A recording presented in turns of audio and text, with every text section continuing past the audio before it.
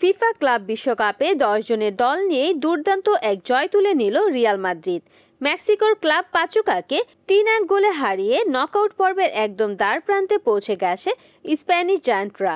রোববার রাতে উত্তপ্ত আবহাওয়ার মধ্যে হওয়া এই ম্যাচে প্রথমার্ধে জুড বেলিংহাম ও আর্দা গুলের গোল করে এগিয়ে দেন দলকে। দ্বিতীয়ার্ধে ফেদেরিকো ভালভার্দের চমৎকার স্লাইডিং ভলিতে করা গোলে নিশ্চিত হয় জয়।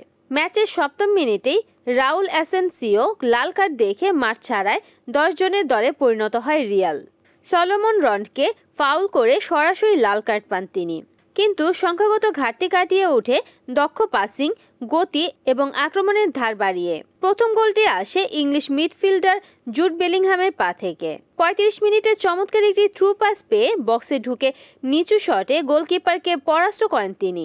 এর 8 মিনিট পরই স্কোরবোর্ডের নাম লেখান তরুণ তারকা আর্দা গুলের। ট্রেন্ট আলেকজান্ডার আর্নল্যান্ডের পাস থেকে গঞ্জালো গার্সিয়ার চতুর লে অফে বল পেয়ে গোলটি করেন এই তুর্কি মিডফিল্ডার। যদিও ম্যাচের শেষ দিকে ইলিয়াস মন্টিয়েলের একটি শট রিয়ালের ডিফেন্ডারের গায়ে লেগে দিক পরিবর্তন করে জালে ঢুকে পড়ে, যা পাচুকার পক্ষে একমাত্র সান্ত্বনার গোল। কারণ এর আগে ম্যাচের 70 মিনিটে ভালভার্দের দুর্দান্ত স্লাইডিং ভলিতে জয় প্রায় নিশ্চিত করে নেয় রিয়াল। এই জয়ে গ্রুপে 4 পয়েন্ট নিয়ে এগিয়ে গেল তারা।